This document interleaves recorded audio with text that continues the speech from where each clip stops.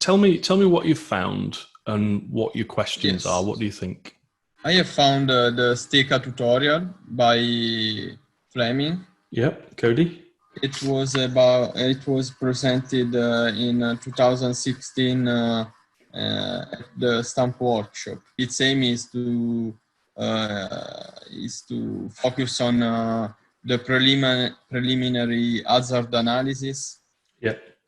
So at the very beginning of but how to do it is less clear, I think. Yes. When you say it's less clear, what do you expect? What are your expectations? For example, in STPA, we have the 4 steps to be followed, and you obtain some results from STPA. Yeah. You are applying STPA. But for STECA, what to do in a systematic way, in my opinion, or I haven't understood very well how to do it in a systematic way as we do for STPA. Yeah. I think that probably it is due to the fact that only one person has done something on it, and after that it was blocked and one has widespread it. It's because it's hard. It's because it requires a person to be of a particular mindset, of a particular experience. It is a creative process more so than any of the others. Don't get me wrong, they're all a creative process, but this is much more a creative process. You have to think much more broadly. If you think about it like this, so you have your, so STPA, you do your foundation stuff, which is your losses, hazards, high-level safety constraints. That then goes into modeling. Yes. My handwriting's not very good today, I apologize. Modeling, so you do, well, if you're doing CAST, you'll do a timeline that you're interested in specifically. If you're doing STPA, you create the control structure model. Once you've done your modeling, you do your analysis. And as part of your analysis, you will first, you'll identify unsafe control actions. You'll then define some safety constraints for those unsafe control actions. Then you will do some causal scenario analysis and you'll identify some safety constraints. Now I'm conscious that I'm using labels and language that's not necessarily true to the STPA handbook, but I've used this language for a long time, and it's easier to instead of trying to have detailed labels for a lot of this stuff, I just prefer to use the big label causal scenario. So these are the results of your analysis. The safety constraints, they're the things that you're aiming for when you do an STPA hazard analysis. But ultimately, that's the process. Now, the thing that makes STECA, the thing that STECA really focuses on is really this part. That's where its main emphasis is. So in STPA, you don't really spend that much time developing the control structure because you are normally documenting what already exists, or at least what's expected to exist. Whereas when you're doing a STECA, you spend most of your time focused on the control structure and developing it. Do you have an example that you're trying to apply it to or that you're thinking about? And we could maybe work on it now. The fact is that when we think about a control structure, we have already a system in mind. Yeah. While if you really want to apply STECA, you should start from nothing. Yeah, Is yeah. okay. Essentially, So yeah. Let's look at this example. So we want to develop an autonomous vehicle, a car, a truck, whatever it is, a four-wheeled vehicle to make it simple. yeah. And we want it to operate on normal public roads.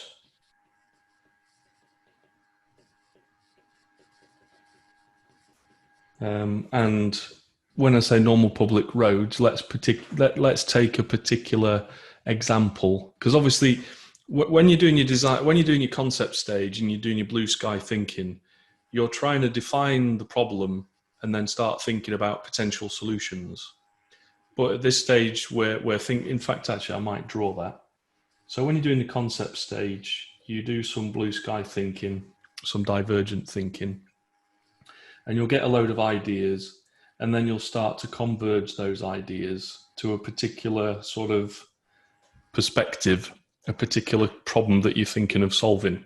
So this example I'm giving here, we're not going to go through this activity of all of this. We're just going to start from a simple case over here, which is an autonomous vehicle, four wheels, normal public roads.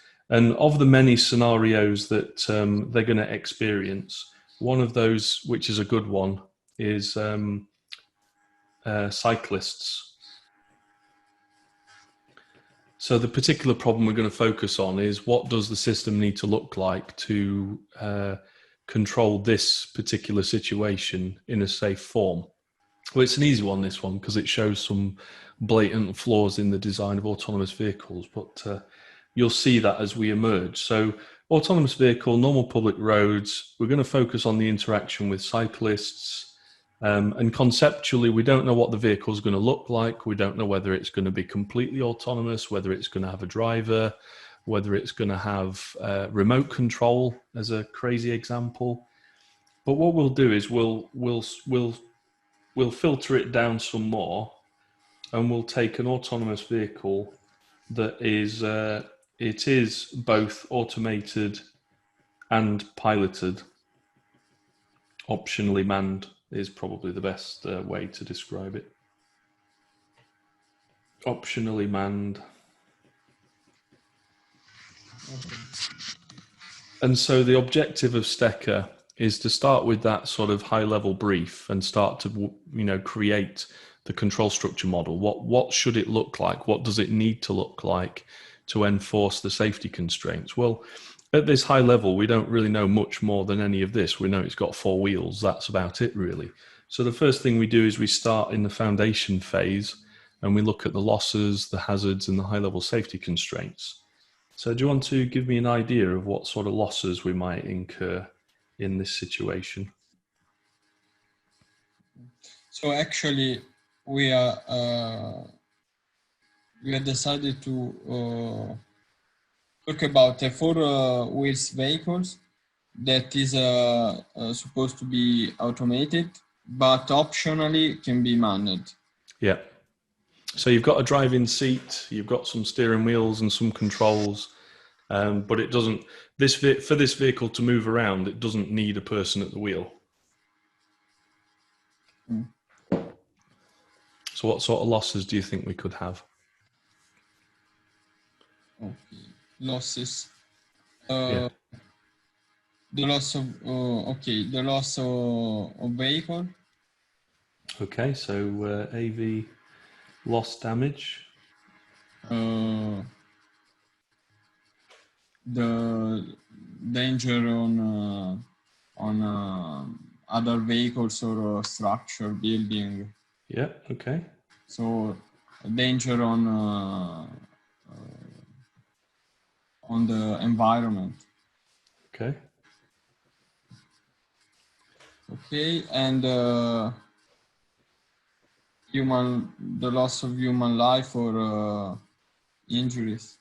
Okay.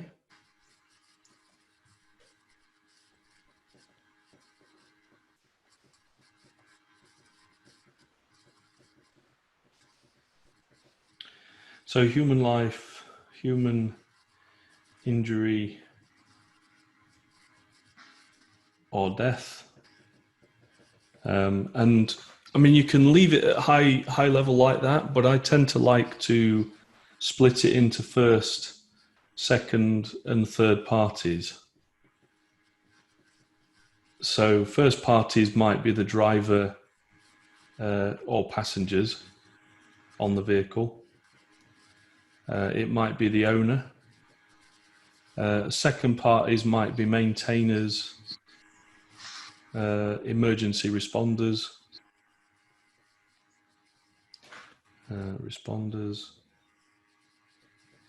and then third parties could be just members of the public or other road users, for example. And this is the reason this is because inevitably when the questions are asked about risk and where effort should be spent engineering to minimize risk, there are certain areas or certain things that you might want to think about differently depending on whether it's a first, second or third party. And a good example of that comes out is always, with the autonomous vehicle situation is, does the autonomous vehicle make a decision that saves the occupants' lives versus saving the lives of people outside the vehicle? And the question then becomes, well, is it really about customer preference? Because clearly, is a customer going to buy a vehicle that's going to prioritize other people's safety over the safety of the people on the vehicle? And that sort of goes into the area of moral questions. But we're talking primarily about engineering design here. And business, from a business perspective, it's probably not a good idea to harm your customers or kill them because they're not going to buy any more products in the future. But so you can do that. And then in terms of hazards, pick a hazard associated with a vehicle. First, second, and third are the stakeholders. Yes, they are. Yes, stakeholders. Yeah. Okay. So we are starting from who are the stakeholders involved in the process. Yeah, you can do that. Yeah. I was trying to sort of shortcut the foundation because clearly there's a lot of stuff that happens in here to do with stakeholders, analysis, purpose, system definition, and system goals. But those things, they come out in this phase of the design activity, the concept activity. So they're not necessarily strictly part of the STECA or stamp-based analysis. It's because STECA, all the stamp-based tools don't just slot into an existing engineering process. It depends on the organization we're talking about, because you might have a very mature organization that's engineering and creating products and services. And the way that you would integrate, the stamp-based processes into that would be more integration. Whereas if you don't have a mature design process or whatever, you would stick stamp on the table with STECA and STPA and everything else, and you would use the STECA STPA process as the framework to do all of the other work. Whereas I'm sort of assuming here that we've already got a mature organization and we're just going to go through the basic phases of a stamp-based process to derive the information we need. So yes, these are your stakeholders. These are some of the stakeholders. But I'd not explicitly sort of emphasize those. But I will. Okay, so we've got some losses, we've got some stakeholders highlighted, not all of them, just some of them. What hazard can you think of associated with this concept of an autonomous vehicle on public roads in the context of cyclists? Collision. Okay. So collision, let's have a look at that. So collision.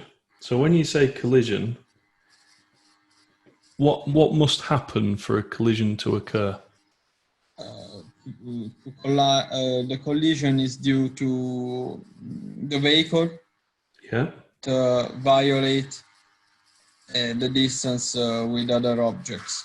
Okay. So AV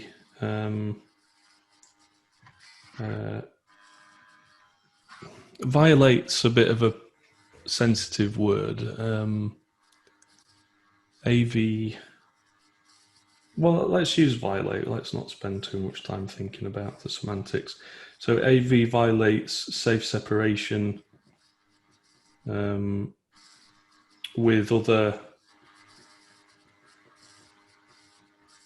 road users, objects. There we go. So the AV violates safe separation with other road users and objects. So let's just have a look at this. So we've got the autonomous vehicle. We've got the concept of safe separation. We've got the concept of other road users and objects.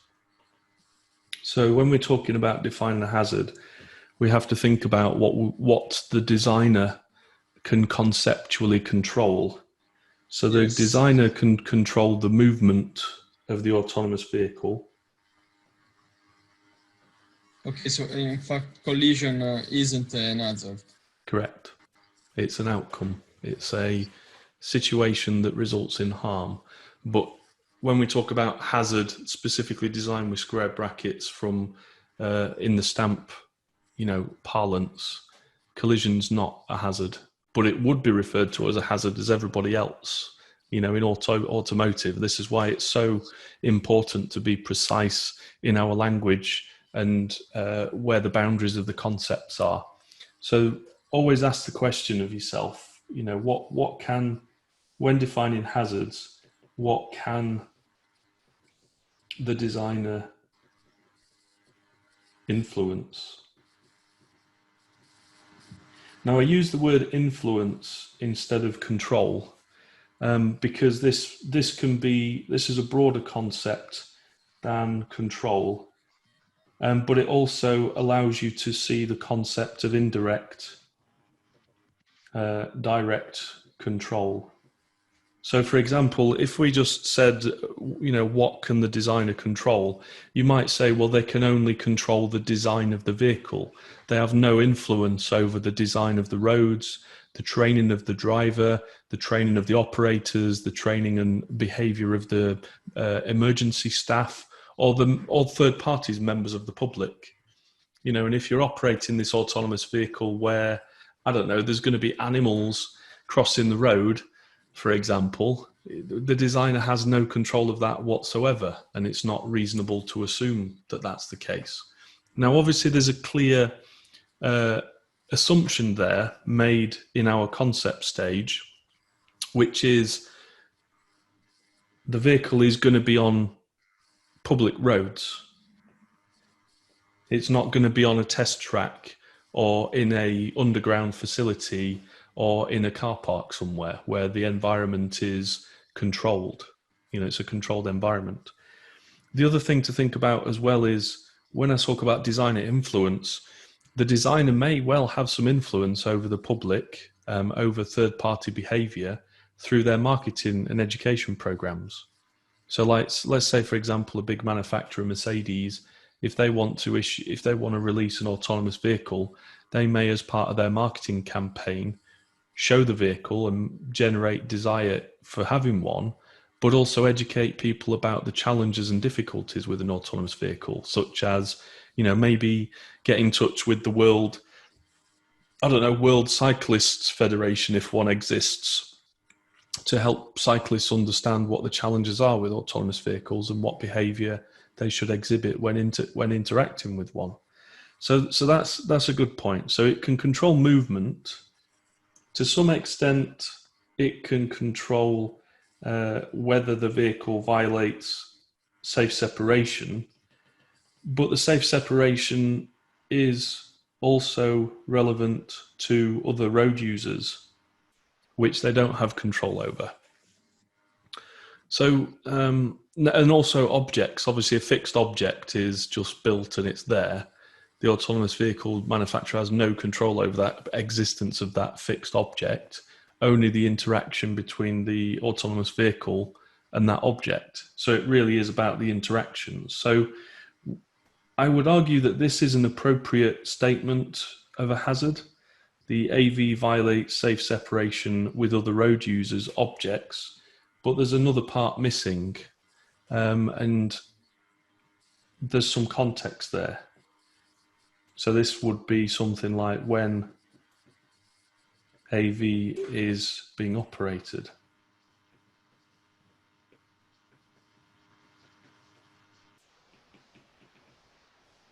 So there's some context. So that's the hazard. We could identify other hazards. You know, for example, the vehicle stops on a railway crossing and becomes stuck. That's a bit of a dodgy one. Also, the vehicle does not allow people to escape, or does not enable people's escape in an emergency. So if the thing starts to set on fire, it doesn't keep the doors locked and windows locked. But also that has implications for the physical design of the vehicle, such as the vehicle's windows, or there should be an escape hatch which can be, you know, used as appropriately. Now, obviously, we don't want to sort of go too far into all of these different hazards, because you may, today is what I mean.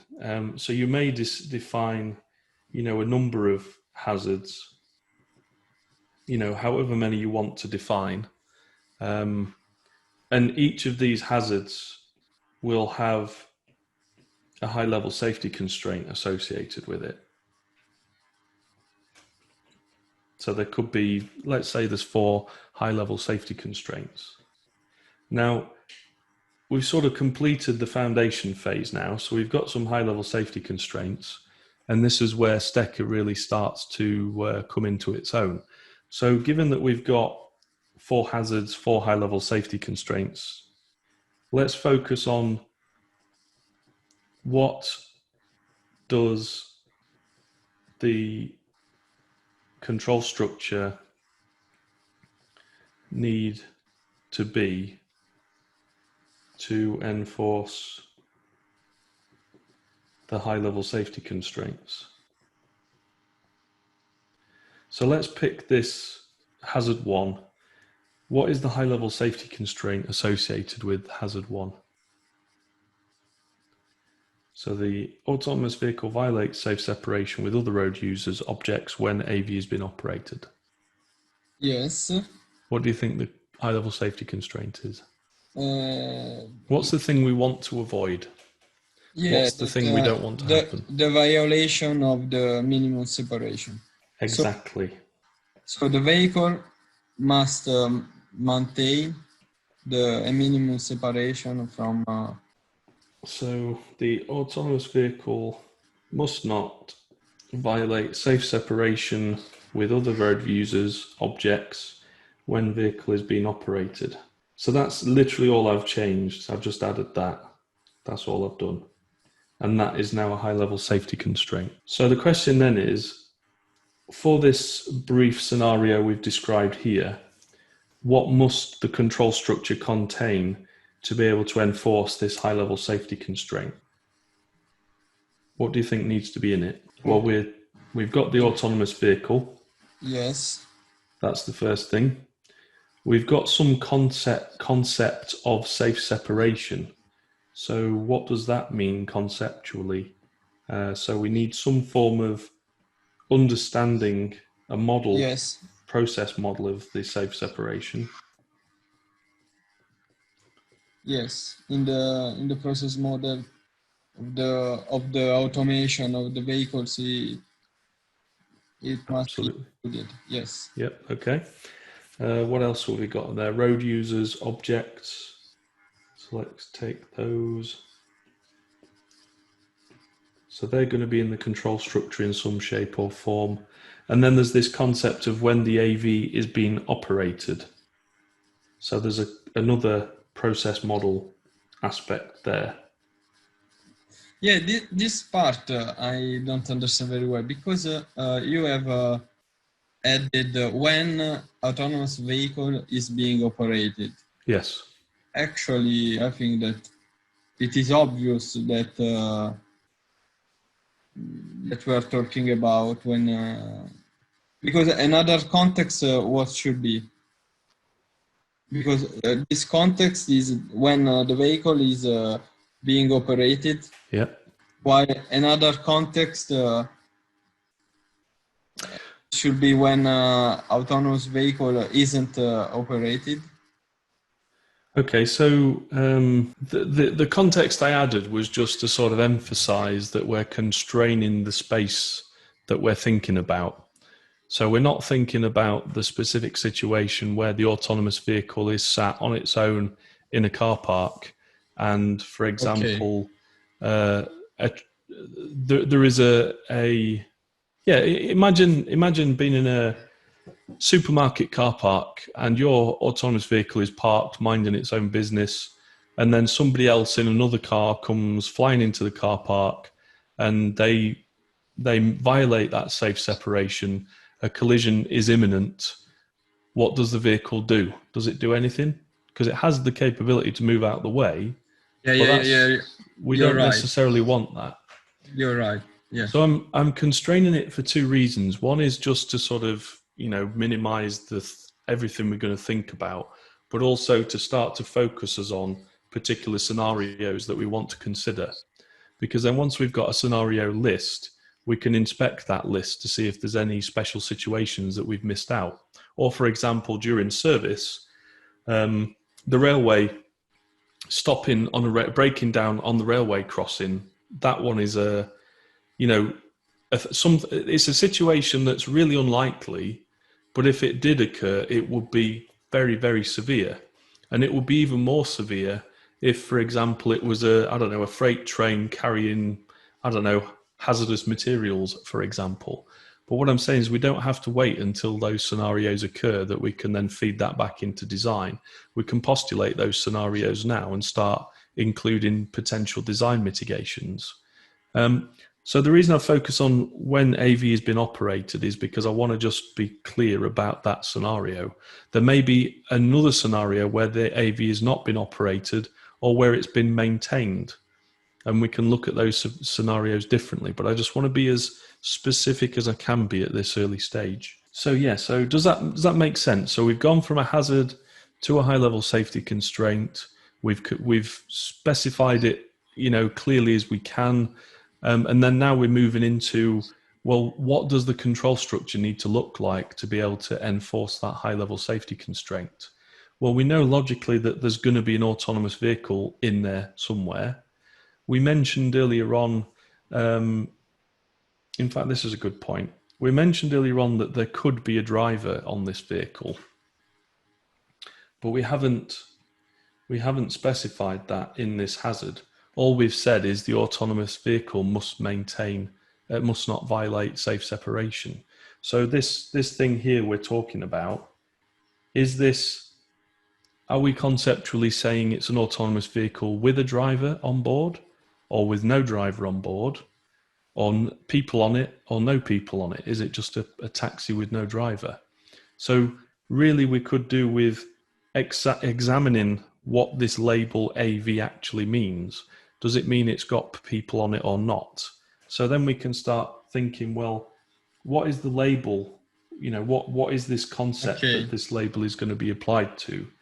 And I would suggest it is unmanned or not piloted. So there may be people on board, there may not be people on board, but there is no driver. Or if there is a person sat there, they are not expected to influence the situation. Does that make sense? Yes. Okay. And then by logical inference, there's an autonomous vehicle that's piloted. So I'm going to split that into two labels now. So this has got a pilot on board that is capable of controlling or interacting or having complete control. Now, you'll notice that when we're talking about control structures are models of a purely functional nature. And the labels that we give to the components in that structure, we have to always be vigilant that they could be labels for physical things or functions or a combination of the two. So this label AV I've used over here, and then AVP over here, is a label to represent the functional capabilities of that object. Now, obviously, we're talking about the same physical object, so it is an autonomous vehicle. But what I've emphasized here with the P is that it is in a different state of configuration. The control structure is different. Do you think that we should do two different safety control structure? Ah, there we go. That's it. You're starting to get your head around it. Okay, so let's. In my opinion, yes, and we should investigate how to go from one to the other. Exactly.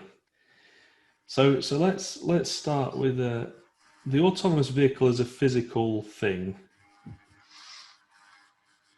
And on board the autonomous vehicle, we have the autonomous driving mechanism, I'll call it.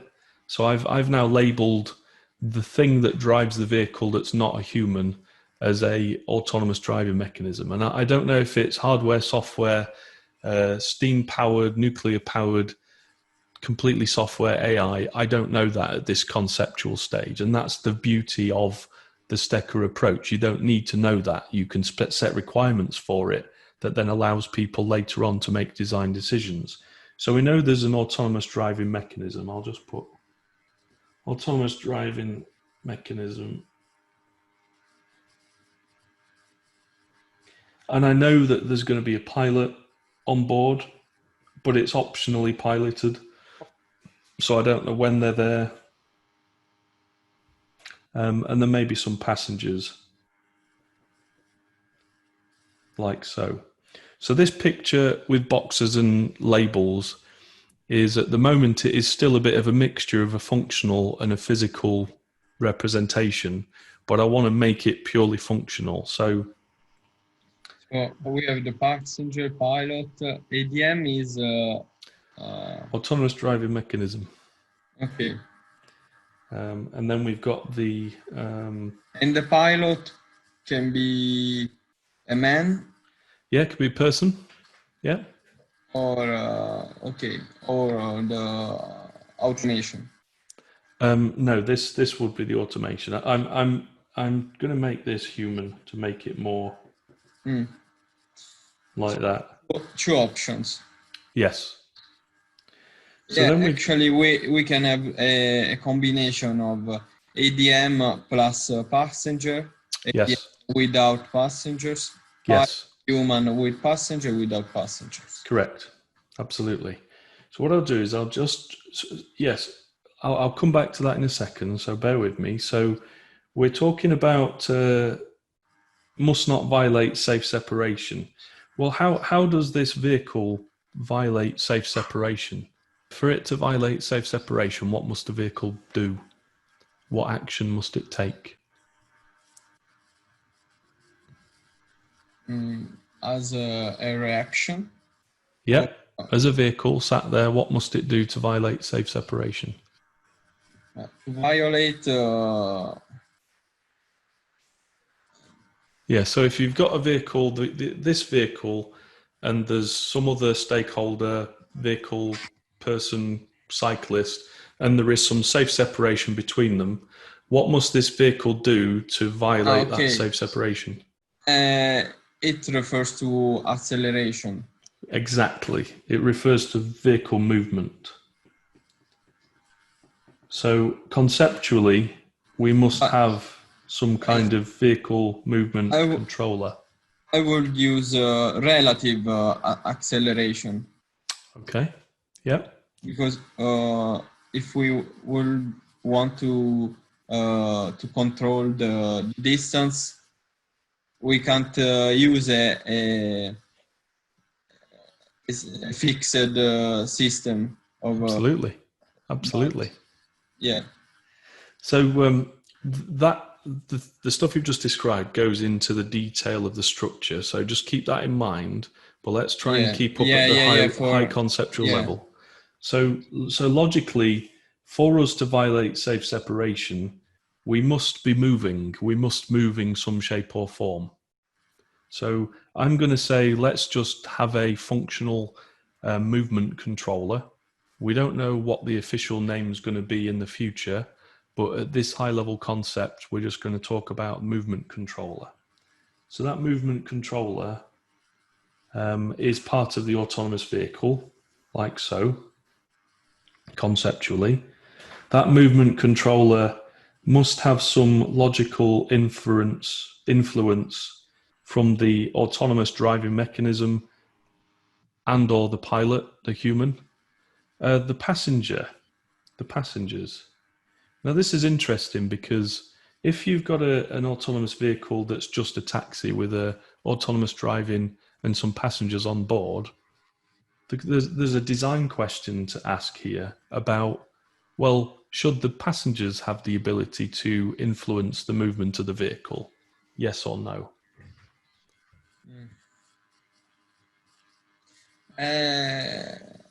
It's a decision because both the option have pros and cons. Because the pros is that the the passenger can be a backup to the automation, but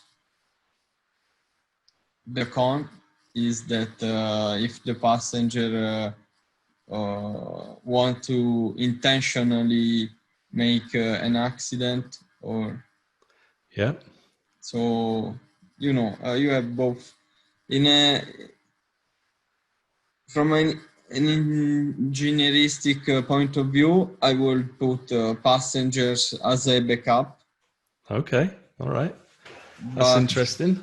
Yeah, but from a social point of view, actually, I don't know. Okay, so let's just explore that for a minute, because I think this is an interesting point. So if the passenger is going to have an ability to affect the movement of the vehicle, what information do they need to be able to give safe control actions? So let's look at the scenario that the loss of safe separation is imminent or has occurred, and without action there's going to be a collision. What information does the passenger need to be able to take action? Actually, an alarm can appear. Okay, so that's let's have. But after that, other question comes up, because when should it appear?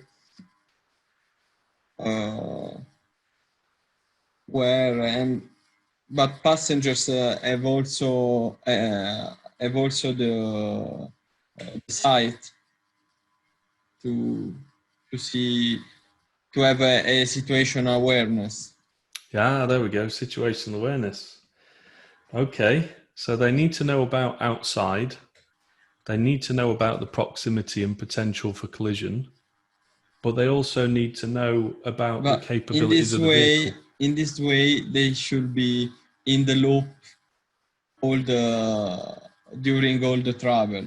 Exactly. So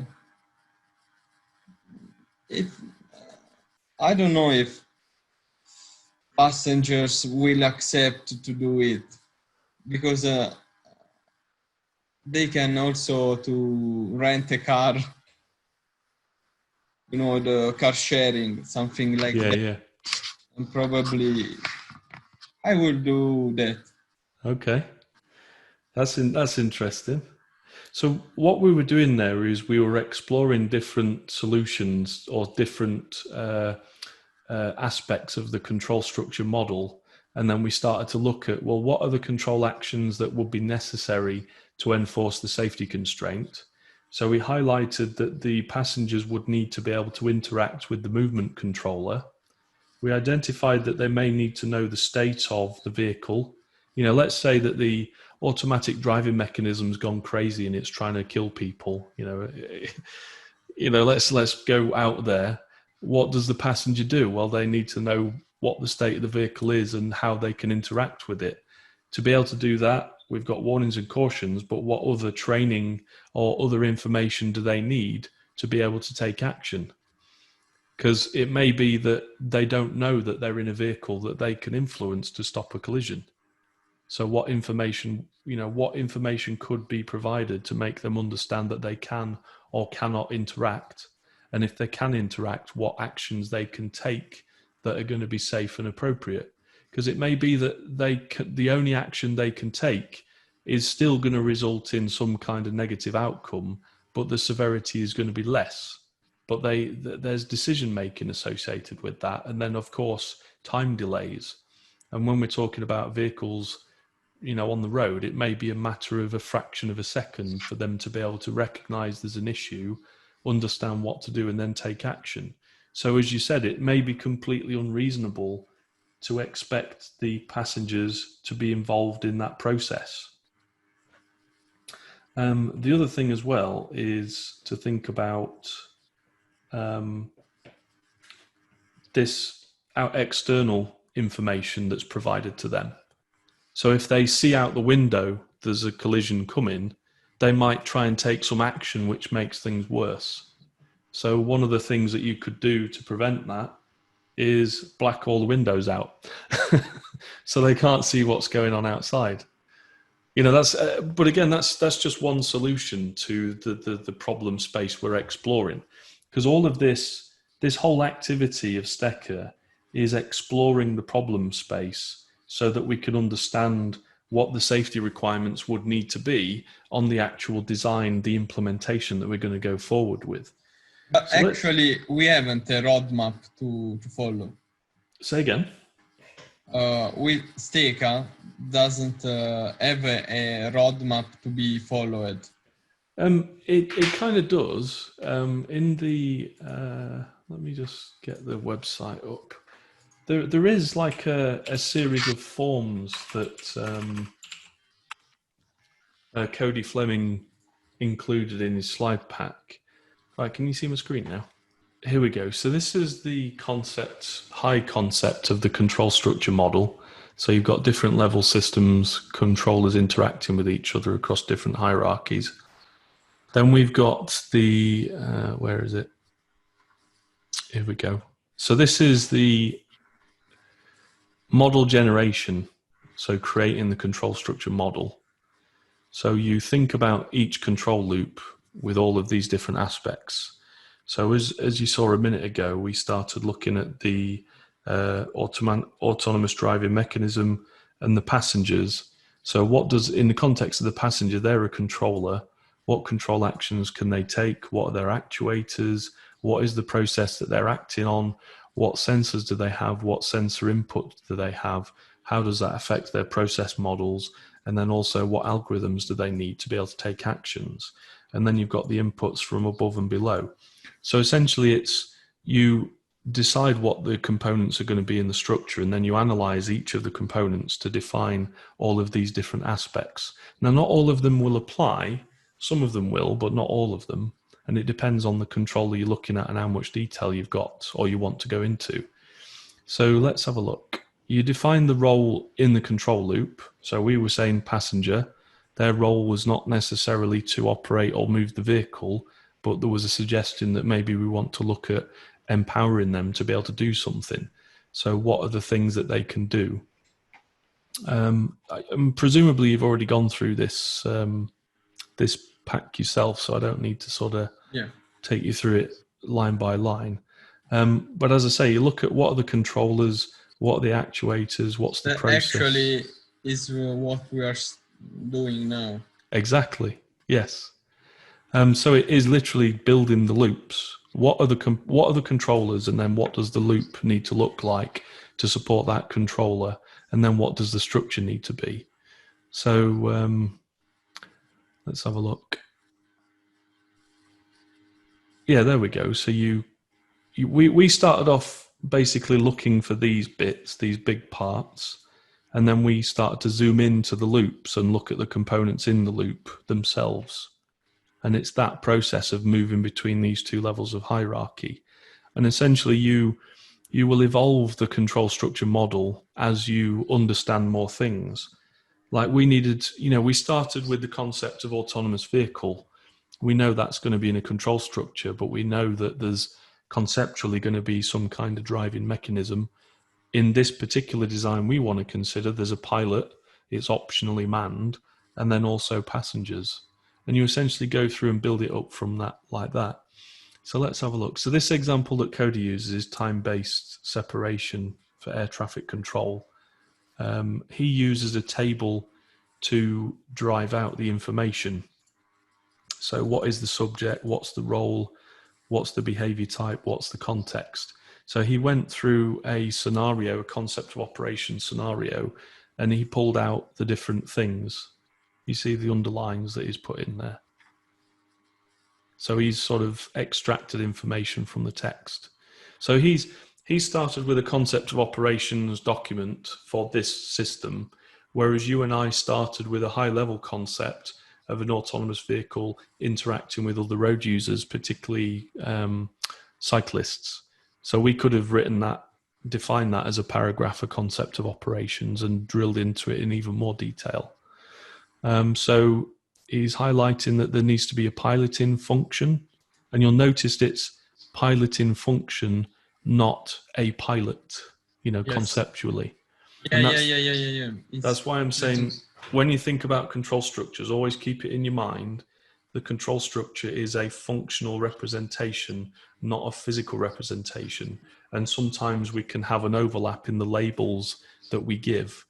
That's why I've already said this, but this is why it's so important to be clear in your mind, clear in your thinking, and clear in the labels that you use.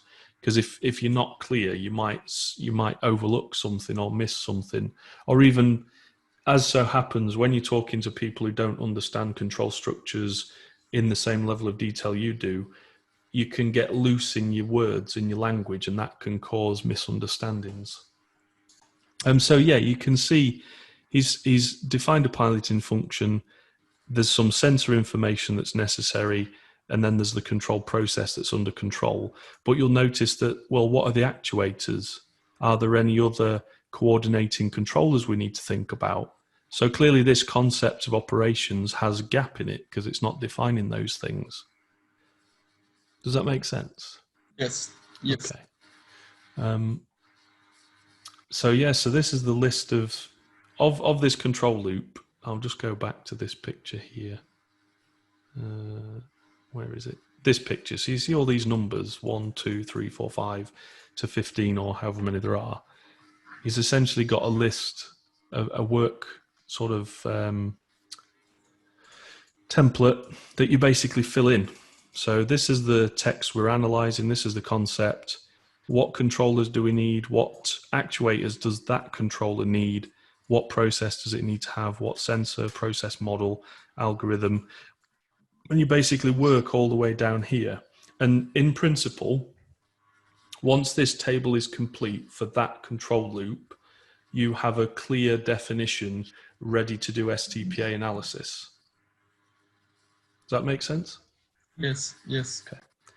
And then this is a ground, this is the air traffic control ground concept of operations.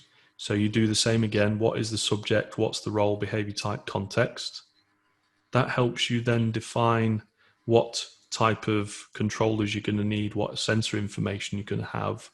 And then you go around, think about the loop, and then you start to fit these together. So this is the early part of the control structure for the ground air traffic control aspects in this example. So they're controlling airspace, and you can see that there's information about feedback to the ground ATC, but there's no indication at this early stage of how they actually control the airspace. What actuators do they have? And if you're thinking about oceanic air traffic control, use of radio is limited because obviously it's a difficult area of, radio reception. So you might need to start thinking about other methods of actuators, space-based air traffic control messages, text messages. Yes. And then there's the other side of the control loop. So this is the flight crew. Again, it's interesting. There's no indication of what the actuators are. And then we try and bring those together. So yeah, this, you don't really need to focus on that. Yeah, so conceptually we know these are the elements, the hierarchical levels we're going to need to think about. They've defined the safety related responsibilities for each of those layers. And then we look at, well, what is the actual information from the concept of operations in this case? Well, obviously there's some gaps. There's some extra things we need to introduce. And you'll notice these here, this is specific information that you'll be particularly interested in when you start doing your STPA analysis. So he's added bits to the control structure. This part and this part, these are common functions, common sensory information necessary for the crew and the ground. And then, yeah, that's it. Basically, that's it. So you're essentially creating the control structure. You're looking for completeness of your concept, because obviously the concept you have at the beginning of any design or any conceptual analysis is you're going to have holes in your concept. You know, like we didn't consider in our example small children. You know, we didn't consider animals. We only considered cyclists. We didn't include emergency vehicles, or, you know, the worst case, you get an aeroplane that's had a failure and needs to land on the road in front of you. Well, if your autonomous vehicle doesn't know what an aeroplane is and that it can land in front of you and then what to do, then obviously your vehicle's not going to respond properly unless you equip it with certain algorithms that deal with the unforeseen. You can analyze specific safety related responsibilities and be very specific about it, because obviously everyone has a responsibility for safety, but only some people in the control structure have the actual ability to do something about it. So this allows you to be very specific. And then coordination and consistency. So we talked about this a few minutes ago about the passenger. The passenger's process model, mental model, they need to know if the vehicle there is a problem with the vehicle such that it decide, you know, there's a potential for it to collide with something else, but also they have to have a consistent understanding of what's happening outside. So if the passengers can see a cyclist, but the vehicle is behaving as though it's not seen the cyclist, that implies that there is an inconsistency between the process model of the vehicle and the human. Now, one of the ways to get around that is to have feedback inside the vehicle that gives the passengers confidence that the vehicle has detected the cyclist outside, but also the cyclists themselves, they need feedback from the vehicle to know that the vehicle has seen them. Because clearly, you know, with a normal driver's car, people making eye contact with each other is a method of communication. But if you don't have a pilot on board, there is no feedback loop to enable recognition of coordination. But the other thing as well about that, and you might have seen this, you will have seen this, whenever you go to a foreign country where the driver is in the opposite side to you're used to, and you're getting ready to cross the road, how many times have you found yourself looking at the passenger, expecting feedback from them, whether it's safe to cross the road or not? Yeah, because it's part of the mental model, I think. It is a safety critical part of the control structure. The completeness of the control loops. Yes. Assess it. Say again? How to assess it to be sure that it's complete.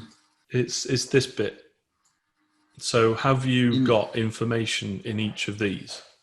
Okay. So you analyze each part and yes. Okay. Now, not all of these will be relevant for every controller in the control loop. Okay. But most of them will be. So don't worry about trying to fill them all in, but just be mindful that if there is information missing, that shows that the control loop is not a complete loop. There may be things missing that you need to find. Does that make sense? Yeah, absolutely. I could do with maybe interpreting this stuff and putting it in a process like I've done with the other ones, because let me just flick through what else does he say in here. Yeah, I mean, this one is just to show, if I remember correctly, this is about negotiation between the different aircraft and the air traffic controller with Yeah, regards to them flying. And you can rationalize the control structure like this. what is negotiation from between air? Yeah, so if you imagine two aircraft going to go and fly through the same airspace, Okay. the two aircraft may have selected the most optimal route for both of them, and they may be the same route. Okay. You don't want the same aircraft going through the same piece of sky at the same time. So there needs to be some type of negotiation and decision making, because obviously the flight crew, they can't see outside of their cockpits when they're operating in this kind of airspace. The space and time and distance is so difficult. Your human sensors are not good enough, so they assume that you can't see out the windscreen, and you just have to rely upon deconfliction by the air traffic control route that you're given. But obviously, in this model, the pilots are trying to choose their own most efficient route, as opposed to being told what that route is by air traffic control, which is how it's done today. AF, AO, what does it mean? These things. Yeah. I can't remember, I'll be honest with you. Okay, no, but it is not. It's related to the interactions and the information. So okay, if we go back to, let's have a look. I think it's related to these process I think so. things. So actually, the most we talk about automated, autonomous cars. Yeah. And the most I feel that we are not very. Yes, exactly. And this is why personally I find it both amusing and also distressing that companies are throwing money, billions of dollars of money after billions of dollars of money into autonomous vehicles when they're not even talking about a basic scenario such as what we've spoken about. I mean, we've only been on the phone for an hour and we've shown that the design of current autonomous vehicles, especially those that claim to be level 5, is just nonsense. And until they address, these interaction issues, control structure issues, they're not going to be safe at all. And we also have to bear in mind that these vehicles have been built using safety processes that are not STAMP. They're thinking about fault trees and FMEAs and all this jazz. Yeah, that's good for component safety, but it's not good for this kind of system level safety analysis. So yeah, I mean, what do you think? What are your thoughts? What questions do you have? No, actually, you are always very enlightening because in a few minutes we have put some basis for the design of a autonomous vehicle, and so now I have understood how STECA can be useful and where it can be applied, and probably.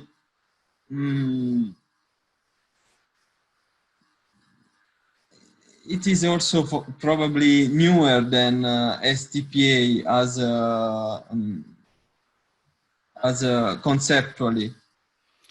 It's my because we need when you have to design something that doesn't exist. You need some tools to do it. And this is it.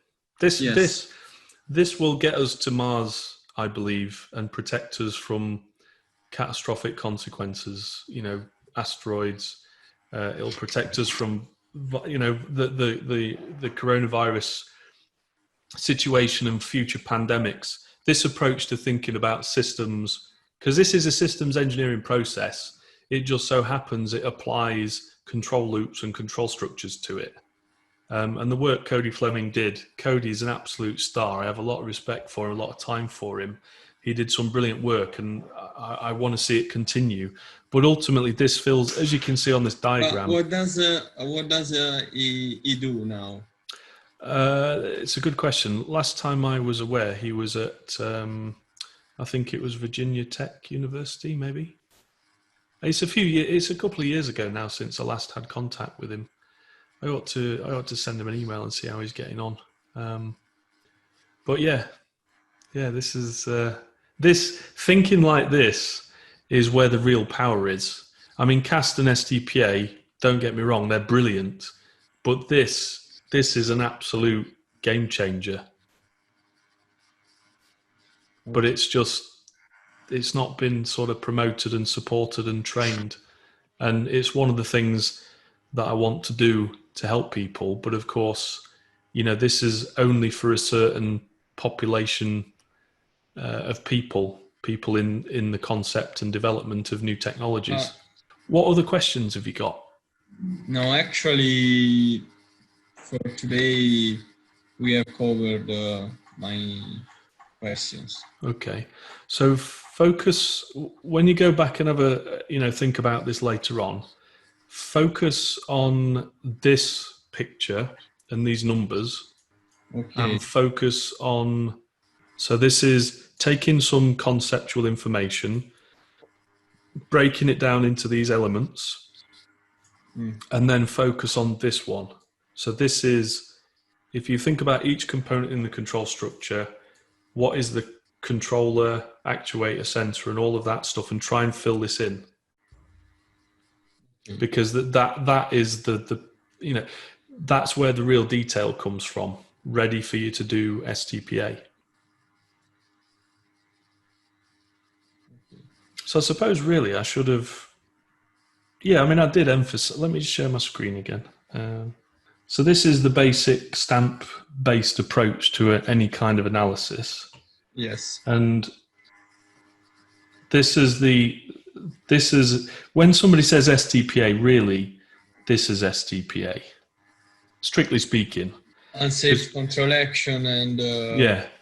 strictly speaking, everyone at MIT probably wouldn't refer to it as that, but I do. Because the modeling of the safety control structure should be as a picture of the system. So it should be included in all the methods that you use. Exactly. And this bit, for me, that's the CAST bit. So, it's analysis. But in the context of STECA, really STECA is about creating the control structure model. Yeah, so... And then getting ready to do STPA. Yeah. Okay. Yeah, or probably you can call STECA the first phases of STPA when actually you are starting from nothing. But yes, you can call them as you prefer, but the important thing is that you obtain something. That's right.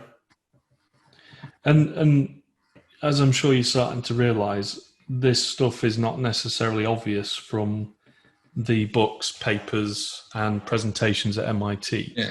UCA and safe control action, CS? Causal scenario. Okay. So I'll just write that. Unsafe control action, causal scenario. Yeah. And then SC is safety constraint or requirement. And then in the context of CAST, CCA is contributory control action. And then causal scenario, safety constraints. Now, that, as I said earlier, that language is not necessarily exactly the same as what's in the STPA handbook or CAST handbook, but it's just because these are the more sort of generic labels I like to use, which help to avoid hours and hours of misunderstanding and arguments with traditional safety engineers. Because even the term safety requirement, these safety constraints, that label is akin to safety requirement. But the word requirement, and especially safety requirement, means something very specific to certain members of the audience. In some cases, if you're talking to a civil safety engineer, a safety requirement to them means one of only a few things, and one of those is a probabilistic safety objective. And clearly, when we're doing a stamp analysis, probabilistic safety objectives are irrelevant. We don't talk about probabilities. But yeah, I hope that sort of helps answer some questions and move you forwards a bit further. Of course, if you've got any other questions, just give us a shout and we can have a call. Is there anything else, or what other things do you want to touch on today before we? No, actually, I don't have anything more. But Okay. so really, many thanks, because every time that we discuss, really, it is always very enlightening, and I like that we talk a lot about the concept of the design. That I think that when you want to design something that is really new, it's the most important part. Oh yeah, absolutely. Really good concept design. So Cool. Thank you again, and You're most welcome. when you will provide your course, and I think that I will join it.